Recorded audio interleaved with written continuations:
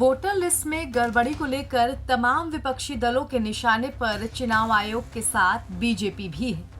ऐसे में पीएम मोदी के निर्वाचन क्षेत्र में भी ऐसी ही एक लिस्ट तेजी से वायरल हो रही है।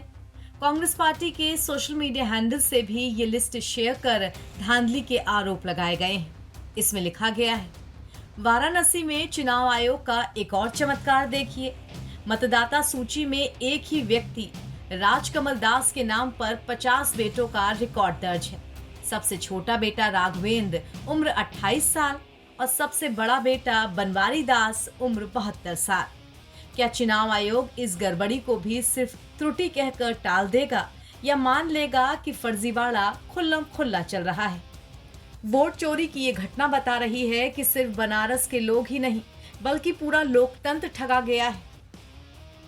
अब कांग्रेस की तरफ से लगाए गए इन सारे आरोपों को सुनकर मन में सवाल उठता है कि आखिर ये कैसे संभव है?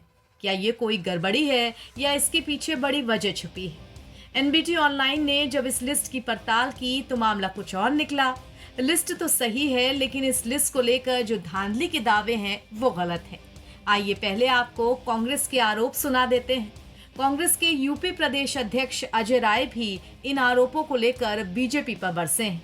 निश्चित तौर से इन लोगों ने मेहनत किया था, चुनाव में पूरी ताकत लगाई थी, दिन रात एक कर दिया था, तो उसका आज सामने दिख रहा है कि वोट चोरी करके यहाँ पे नरेंद्र मोदी सांसद बने हैं और देश के प्रधानमंत्री बने हैं। मैंने पहले भी कहा था कि काशी के लोग शर्मिंदगी महसूस कर रहे हैं कि हमारा सांसद चोरी करके, वोट चोरी करके सांसद बना है। अब एक एक घर में 50-50 लोग निकल रहे हैं, 60-60 लोग निकल रहे हैं, उनके 49 बच्चे निकल रहे हैं। क्या है? ये भी तो सब जांच होने दीजिए, सारी चीज़ें सामने आ रही है। पूरी तरीके से भारतीय जनता पार्टी ने पूरे देश के अंदर चोरी करके और प्रधानमंत्री ने बनारस में चोरी करके यहाँ से वोट चोरी करके सांसद बने। ये हमारे कार्यकर्ता, हमारे भाई हैं। समाजवादी पार्टी, अमन यादव से लेकर हमारे सारे साथी, इन लोगों ने दिन रात मेहनत किया था। दिन रात, सुबह ना देखी ना रात देखी, मेहनत करके आज 4,60,000 जो वोट मतदाता दिए, मैं उसके लिए बधाई देना चाहता हूँ। चोरी करके इन लोगों ने चुनाव जीता है। अब काशी की जनता ने इनको अस्वीकार किया है। आज इन्होंने बधाई दिया कि हमारे सांसद आप हैं, ये हमारे भाई हैं, जीवन भर का रिश्ता है, वो हमेशा बना रहेगा। जी, जो आप बातें कर रहे हैं कि 50 लोगों की, तो वो संत परंपरा को बताया जा रहा है कि वो संत परंपरा है, इसलिए अभिभावक के जगह परंपरा के अंतर्गत देखिए अभिभावक का नाम है। देखिए मैं इतना ही कहना चाहूँगा, एक जगह नहीं, ऐसी कई, अभी आप जखनी में देख लीजिए, जखनी का वीडियो चल रहा है कि 4-4 ईपी नंबर है।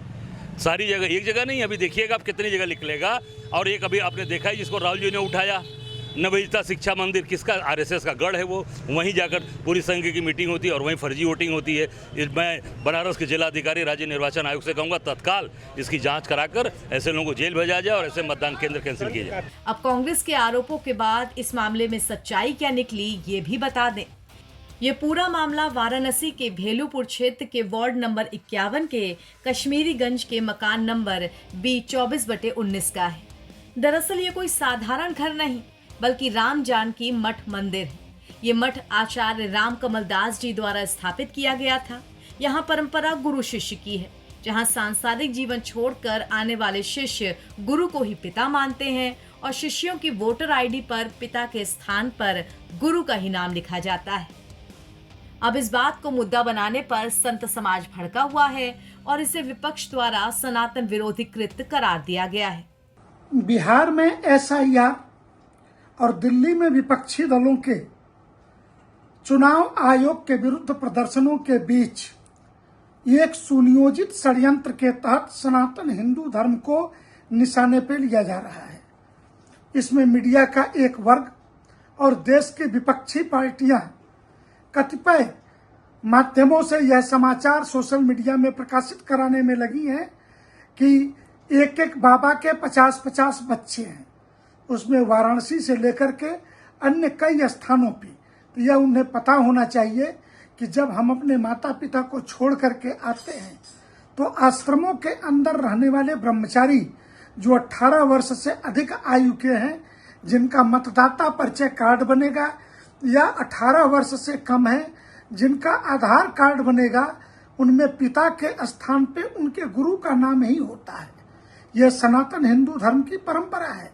योगी आदित्यनाथ जी के पिताजी कोई और हैं, परंतु आधार कार्ड में उनके पिता के स्थान पर उनके गुरु का नाम महंत अवैधनाथ जी ही चढ़ा हुआ है, उसी प्रकार हमारे भी गुरु का ही नाम है।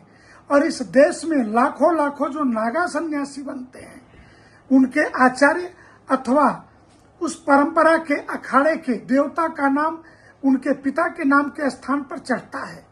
यह एक भद्दा मजाक और मीडिया के एक वर्ग के द्वारा सनातन हिंदू धर्म को बदनाम करने का षड्यंत्र है, जिसको अखिल भारतीय संत समिति कतई बर्दाश्त नहीं करेगी।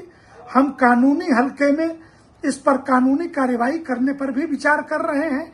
उन सभी के विरुद्ध एफआईआर कराने पर जिन्होंने सनातन हिंदू धर्म और संतों की छवि को नुकसान पहुंचाने का कार्य किया है, इनके विरुद्ध मुकदमा दर्ज कराने से लेकर चुनाव आयोग को भी ज्ञापन देकर के प्रदेशों के अंदर कि इस प्रकार के षड्यंत्र जो सनातन हिंदू धर्म और हिंदू धर्माचार्यों को बदनाम करने के लिए ये षड्यंत्र किए जा रहे हैं, इस पर तत्काल कार्यवाही की मांग अखिल भारतीय संत समिति करती है।